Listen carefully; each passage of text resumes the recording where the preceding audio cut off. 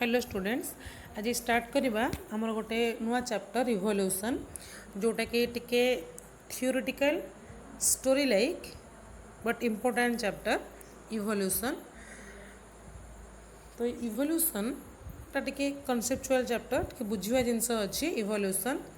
तो इवोल्यूशन कहले आम से कौन पढ़ा ना केमिति आमर होल यूनिवर्स क्रिएट है से केमती आमर प्लानेट अर्थ क्रिएट है से अर्थ रे केमती लाइफ ओरिजिन है पुणी various millions types of life केमती आसिला कोठू आसिला तो केमिति सिंपलर फॉर्म ऑफ लाइफ रु कॉम्प्लेक्स फॉर्म ऑफ लाइफ आसिला तो से गुड़ा होची all about this chapter evolution. आम इवोल्यूशन ही पढ़ा कौन केमती सब ओरिजिन है आ को स्टेजेस देकी चेंजेस होगी आज डेट्रे ह्यूमन बीइंग आसिक पहुँची which is the most advanced creature till date. तो इवोल्यूशन रे तुम इवोल्यूशन पढ़िथिबो स्कूल रे इवोल्यूशन जार ओडिया मीनिंग होची विवर्तन। विवर्तन माने आमे कहि परिबा समय अनुଯାयी परिवर्तन changes according to time or changes with respect to time is रफली नोन एज इवोल्यूशन। समय अनुଯାयी जहाँ जहाँ चेंजेस होची सेटा होची इवोल्यूशन। तो एबे भी किसी इवोल्यूशन ही चली it is a continuous process. तो सेटा हुए तो आउ 1000 वर्ष पर जो मैंने थे से मैंने पढ़े जे आज डेट्रे कौन सब हो तो सेटा होची जे evolution is a continuous process. तो देख इवोल्यूशन इवोल्यूशन कौन ना इवोल्यूशन गोटे वर्ड इवॉल्वर रु आसी से इवॉल्वर गोटे लैटिन वर्ड इवोल्यूशन गोटे लैटिन वर्ड डिराइव है evolvere which means to unroll. To unroll means roll means गुड़ेबा अनरोल मीन्स खोलीदेवा फिटिबा टू अनरोल। तो सेटा होची जे किछि गोटे जिनस ओपन हेकी सेतिर कुछ जिनस उद्भव हवा बाहरिबा होची इवोल्यूशन। टू अनरोल अनरोल माने कौन ना जदि आमे गोटे बॉल को गड़े दौचे जदि आमे बॉल को गोटे गड़ौचे ताले समय अनुଯାयी से बॉल रो पोजीशन चेंज होची। 0.1 सेकेंड रे बॉलटा एठी थिला देन 0.5 सेकेंड बेलू बॉलटा आउ टिके आगु को जाइछि। तो सेटा होची जे पोजीशन चेंज होची with respect to time. Similarly सबू लिविंग आउ नॉन लिविंग थिंग कर चेंजेस हे चली विथ रिस्पेक्ट टू टाइम। तो 100 वर्ष पूर्व से गोटे एनिमल जेमती थिला एबे तार किछि ना किछि अल्प परिवर्तन हेछि। तो सबू लिविंग आउ नॉन लिविंग कर चेंजेस हे चली। तो से पर्टिकुलरली लिविंग बीइंग रो चेंजेस को आमे कही था organic evolution. Changes in relation to plants and animals are said to be coming under organic evolution. तो आम नॉर्मली इवोल्यूशन को ऑर्गेनिक इवोल्यूशन भी कहू। तो ऑर्गेनिक इवोल्यूशन कहले पर्टिकुलरली लिविंग बीइंग कर चेंजेस। लिविंग बीइंग कहले प्लांट्स आउ एनिमल्स लिविंग बीइंग कारण प्लांट मानकर भी इवोल्यूशन होची एनिमल मानकर भी इवोल्यूशन होची। तो प्लांट आउ एनिमल बा ओवरऑल लिविंग बीइंग मानकर changes with respect to time is commonly known as organic evolution. तो से इवोल्यूशन को डिफाइन करिसेंती चार्ल्स डार्विन। आम डार्विन का विषय में आगो को डिटेल्स रे पढ़ा जे according to Darwin Charles Robert Darwin according to Darwin ji कि गोटे नेचुरलिस्ट जे इवोल्यूशन कौन ना organic evolution may be defined as the descent with modification. जे डार्विन कहले इवोल्यूशन होची descent with modification. Descent with modification माने किछि गोटे नूतनत्वर सह आविर्भाव को डार्विन इवोल्यूशन बोली कहले। डिसेंट डिसेंट माने आविर्भाव मॉडिफिकेशन माने किछि नूतनत्वर सह। तो सबुबले जहाँ भी किछि तैयारी होची किछि परिवर्तन है कि तैयारी होची the descent with modification is known as evolution according to Darwin. तो डार्विन कहले नूतनत्वर सह आविर्भाव हवा होची इवोल्यूशन। देन इवोल्यूशन रो आ गोटे डेफिनेशन अच्छी जे इवोल्यूशन से सेम मीनिंग किंतु अलग अलग वे रे डिफाइन कराई। Evolution is the branch of biology which deals with the study of organism and their modification through period of time. जे ऑर्गेनिज्म मानकर स्टडी एंड देयर मॉडिफिकेशन से मानकर modification through period of time. तो समय अनुଯାयी modification of organisms is known as evolution which is a branch of biology। तो evolution को आम evolution टा गोटे एते भास्ट टॉपिक तो सेटा बायोलॉजी रो गोटे ब्रांच जो थे कि आम एनिमल्स और प्लांट्स मानकर ओरिजिन विषय पढ़ुचे इवोल्यूशन विषय पढ़ुचे। Then father of evolution is known as Charles Robert Darwin. से डार्विन को कहा जाए फादर ऑफ इवोल्यूशन। तो फादर ऑफ इवोल्यूशन हेले चार्ल्स रॉबर्ट डार्विन। तो एथिरे आमे जानले जे इवोल्यूशन कहले किछि मॉडिफिकेशन रो सह आविर्भाव को इवोल्यूशन कहले जोटा कि डार्विन कहले descent with modification.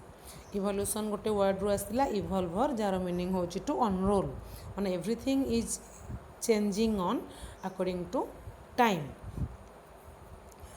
Father of evolution हेले Charles Robert Darwin. Then origin of life जे लाइफ केमती ओरिजिन हैला आमे ए इवोल्यूशन को इवोल्यूशन रो फर्स्ट पार्ट पढ़िबा वर्तमान ओरिजिन ऑफ लाइफ। लाइफ कौटू आसिला प्रथमे लाइफ कौटू आसिला ओरिजिन ऑफ लाइफ ना ओरिजिन ऑफ लाइफ पढ़िबा पूर्वर जे हमर अर्थ रे लाइफ अछि तो से अर्थ कौटू आसिला हमर अर्थ होची गोटे प्लैनेट से कहार पार्ट ना हमर सोलार सिस्टम रो गोटे पार्ट होची अर्थ। तो हम सोलार सिस्टम कौटू आसिला देन आम सोलार सिस्टम होची आम गैलेक्सी मिल्की वे रे अछि। तो आम गैलेक्सी केमती फॉर्मेशन हैला देन आम गैलेक्सी रहिला विश्व बा यूनिवर्स रे एमती शह शह हजार हजार गैलेक्सी भी अछि। तो होल यूनिवर्स केमती क्रिएट हैला।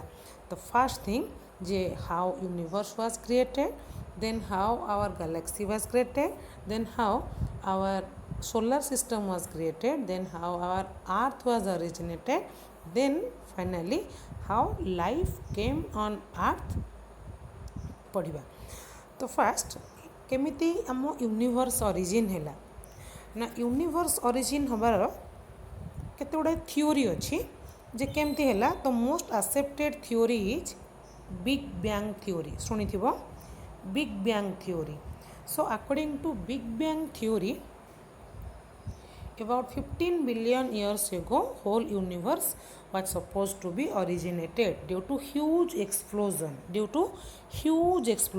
माने ह्यूज एक्सप्लोजन कहले विराट बड़ विस्फोरण। तो सेही विराट बड़ विस्फोरणटा को आमे कहूचे बिग बैंग। तो बहुत बड़ विस्फोरण हबारू आमर यूनिवर्सटा क्रिएट होइछि केबे ना 15 बिलियन इयर्स एगो गोटे ह्यूज एक्सप्लोजन होइतिला जहाको के बिग बैंग कहगला। तो से बिग बैंग थ्योरी अनुसार आमर यूनिवर्स ओरिजिन हैला। So as a result universe expanded in volume origin है कि सेटा जेतो एक्सप्लोजन हैला विराट बड़ आकार रे विस्फोरण घटिला तो सेटा चारिआडे पूरा खेळेई हे गला। तो सेटा होची जे यूनिवर्सटा एक्सपांड हैला माने प्रसारित हो गला एक्सपांड हैला। तो एक्सपांड होबारू and large number of galaxies are form. तो एक्सपांड होबारू large number of galaxies are form बहुत गैलेक्सी फॉर्म हैला। Then according to nebular hypothesis our solar system is the part of Milky Way galaxy। J according to nebular hypothesis कौन ना first nebula कौन ना nebula होची हमर celestial dust particles celestial bodies को नेकी। तो नेबुला होची जे हमर महाकाश महाजागतिक बा महाकाश रे तिबा डस्ट पार्टिकल गैस स्मोक तो यही सब गुड़ा को नेबुला बोली कहा जाए। तो से नेबुला हाइपोथेसिस अनुसार तो ये जो एक्सप्लोजन है तो तार सब जो पार्टिकल गुड़ाक बाहर तो से पार्टिकल गुड़ाक सब कौटी पार्टिकल गुड़ाक अधिका डेन्स होगी रहा कौटी लेस डेन्स होगी रहा तो से अनुसार आमर केते गुड़ा गैलेक्सी है तो आम सोलार सिस्टम कहले आमर सन को लेकिन जोटा जोटा जार मेन सेंटर होची सन तो आम सोलार सिस्टम रहा कौ गैलेक्सी रे ना मिल्की वे गैलेक्सी रे तो मिल्की वे गैलेक्सी रे रहा आम सोलार सिस्टम देन आम सोलार सिस्टम कहले sun along with 9 planet by Pluto planet नहीं 8टा प्लानेट तो sun along with its 8 planets is our solar system then आम सोलार सिस्टम रे आर्थ केबे ओरिजिन है केमती है ना earth is thought to be evolve from mass of cosmic cloud माने कस्मिक कहले से महाजागतिक बा यूनिवर्स रिलेटेड कस्मिक क्लाउड कहले बादल of dust and gases about 4.5 billion years एगो तो आम लाइफ आम आर्थ ओरिजिन है केमिति ना से कस्मिक क्लाउड डस्ट गैस ये सब को लेकिन आमर आर्थ ओरिजिन है केबे ना 4.5 billion years ago then life originated on earth about 4 billion years ago एटा short question important question earth केबे ओरिजिन है ना 4.5 बिलियन इयर्स एगो लाइफ केबे ओरिजिन है अर्थ रे ना 4 बिलियन इयर्स एगो देन देखो आम मिल्की वे जो आम गैलेक्सी होची मिल्की वे जहाँ आम कहू आकाश गंगा जोटा सेटा होची मिल्की वे इंग्लिशटा होची मिल्की वे तार उड़ियाटा होची आकाश गंगा जोटा कह जाए तो आम एथु जानले जे बिग बैंग थ्योरी अनुसार गोटे ह्यूज एक्सप्लोजन होता केबे ना around 15 billion years ago then formation है आम यूनिवर्स देन से एक्सप्लोजन द्वारा जो dust particle smoke gas etcetera produce है ताको नेबुला कहगला तो से नेबुलार हाइपोथेसिस अनुसार से गुड़ाक सब कंडेन्स होगी मोर सोलार सिस्टम तैयारी है आमर गैलेक्सी तैयारी है तो से गैलेक्सी भितर आम सोलार सिस्टम ओरिजिन है तो आम सोलार सिस्टम भितर अर्थ ओरिजिन है mass of cosmic cloud dust gas को लेकिन 4.5 बिलियन इयर्स एगोरे देन अर्थ रे लाइफ ओरिजिन है 4 billion years ago short question पे ये दुटा मन रखिबो जे when earth was originated and when life was originated then तो लाइफ ओरिजिन है 4 बिलियन इयर्स एगो किंतु ताको बुझिया पई जे प्रथमे लाइफ कोठू आसिला तो शुणिथिबो जे फास्ट कुकुड़ा ना फास्ट अंडा तो ये कॉन्सेप्ट गोटे शुणिथिबो तुमे तो आगे कुकुड़ा आसिला ना आगे अंडा आसिला तो सेमिति जे अर्थ रे लाइफ आसिला कोठू प्रथमे लाइफ कोठू आसिला तो सेटा को नै कि जे first life how first life came on earth केमती आसिला तो सेटा को बुझिया पई केते गुड़ाए थ्योरीज अच्छी many theories have been put forward to explain the origin of life जे लाइफ रो ओरिजिन को बुझिया पई गुड़ाए थ्योरी अच्छी some important theories about origin of life are as follows ता भितर बहुत थ्योरी अच्छी आम तादर केतेटा एंशिएंट थ्योरी को बुझाऊे एंशिएंट थ्योरी अच्छी मॉडर्न थ्योरी अच्छी एंशिएंट कहले जोड़ा पुरातन थ्योरी जार किसी साइंटिफिक प्रूफ नहीं एंशिएंट थ्योरी तो एंशिएंट थ्योरी अनुसार फास्ट हूँ थ्योरी ऑफ स्पेशल क्रिएशन माने कौन ना थ्योरी ऑफ स्पेशल क्रिएशन अनुसार जे सर्वशक्तिमान भगवान almighty god has created everything जे आम शुणी जे आम ब्रह्मांड बा पृथ्वी को स्वयं ब्रह्मा तैयारी करिसेंती तो आम हिंदू शास्त्र अनुसार जे मनु होची प्रथम पुरुष तो एगुड़ा सब होची जे प्रथमे ब्रह्मा तैयारी करछंती सृष्टि करछंती तो सेटा जे भगवान सब करिसेंती एटा होची थ्योरी ऑफ स्पेशल क्रिएशन सेमती बाइबल अनुसार जे लॉर्ड क्राइस्ट हैज ओरिजिनेटेड सी क्रिएटेड करछंती अर्थ को लाइफ को आनी सी Adam and Eve first male and female according to Bible, first male and female से दी जन अकॉर्डिंग बाइबल अनुसार। तो एगुड़ा हूँ जे स्पेशल क्रिएसन विभिन्न रिलीजियन अनुसार से गुड़ाक विभिन्न प्रकार कॉन्सेप्ट अच्छी स्पेशल क्रिएसन को लेकिन। देन आ गोटे theory of eternity, theory of eternity आपको देले प्रेयर 1880 रे। थियोरी ऑफ इटर्निटी, इटर्निटी कहले हमर इटर्नाल जोटा कि पार्थिव जोड़ा इटर्नाल बा स्वर्गीय।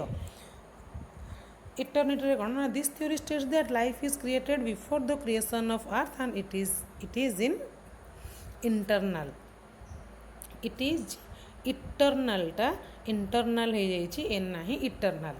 तो से कहले जे अर्थ ओरिजिन हवा पूर्वरु लाइफ ओरिजिन हो जाइए। Is it possible J life ना अर्थ ना किंतु लाइफ ओरिजिन हो जाइए। द थियोरी ऑफ इटर्निटी से कहले लाइफटा अच्छी, लाइफटा सृष्टि कौन हम, लाइफटा ऑलरेडी अच्छी, लाइफटा हूँ से कहले अर्थ ओरिजिन हवा पूर्वर ही लाइफ ऑलरेडी एक्जिस्ट करुच्ची। तो थियोरी ऑफ इटर्निटी यहाँ हूँ आ गोटे theory. Then another theory, theory of panspermia, theory of panspermia or cosmozoic theory. यहाँ टी शॉर्ट क्वेश्चन देखिए, theory of panspermia or cosmozoic theory by Richter. Richter ये कॉन्सेप्ट देले 1865 रे जे कस्मोजोइक थियोरी कौन बा थियोरी ऑफ पैनस्पर्मिया कौन ना this theory states that life came on earth from other planet in the form of spore called pansperm. माने इतरे richer कहले जे लाइफ आउ गोटे प्लैनेट रु आसीची, लाइफ केम ऑन अर्थ को आसिला फ्रॉम अदर प्लैनेट आउ गोटे प्लैनेट रु केमिति ना इन the form of spore, spore form रे, स्पोर फॉर्म से स्पोर को कहा जाउची पैनस्पर्म। जो स्पोरटा लाइफ आणुची से स्पोर को कहा होची पैनस्पर्म। से थियोरी होची थियोरी ऑफ पैनस्पर्मिया। तो रिचर कहले बा कस्मोजोइक थियोरी अनुसार बा थियोरी ऑफ पैनस्पर्मिया अनुसार जे अर्थ को लाइफ आसीची अदर प्लैनेट रो in the form of spore और पैनस्पर्म, किंतु आर कोनोसी किसी प्रूफ नहीं। तो ये सब गुड़ाक हूँ ancient theory. Then theory of abiogenesis और थियोरी ऑफ ऑटोजेनेसिस और theory of spontaneous generation. Theory of abiogenesis, abiogenesis means a means absent माने बा नॉन लिविंग थिंग रो लाइफ आसीची आर अर्थ हो। ऑटोजेनेसिस माने आपे आपे मन को मन लाइफ ओरिजिन होइची। और theory of spontaneous generation life सेमती आपे आपे मन को मन हो चलती। तो ये थियोरी कौन कौन ना this theory is states that life is created from lifeless matter, lifeless matter रु लाइफ आसीची माने नॉन लिविंग रु लिविंग आसीचंती। फॉर एग्जांपल आपको सपोर्ट कले किए किए ना अरिस्टोटल, प्लेटो, थैलेस, एम्पेडोकल एमान सब सपोर्ट कले जे नॉन लिविंग थिंग रु लिविंग थिंग ओरिजिन होइची। से कहले अमेजन रिवर रो मड रु कादुओ रु फ्रॉग आसीची। तो ये गोटे एग्जांपल से सेमती कहले जदि पुराना लुगापटा को आम गोटे जगार रखीदेबा बहुत दिन पर से मूसार ओरिजिन हम, माउस ओरिजिन हम। तो एगुड़ाक सब बेसलेस। तो यहाँ हूँ थियोरी ऑफ अबायोजेनेसिस, आर अर्थ हूँ नॉन लिविंग थिंग रु लिविंग जिनस आसवा। देन थियोरी ऑफ बायोजेनेसिस, देखो थियोरी ऑफ आम यहाँ गला अबायोजेनेसिस एवं हूँ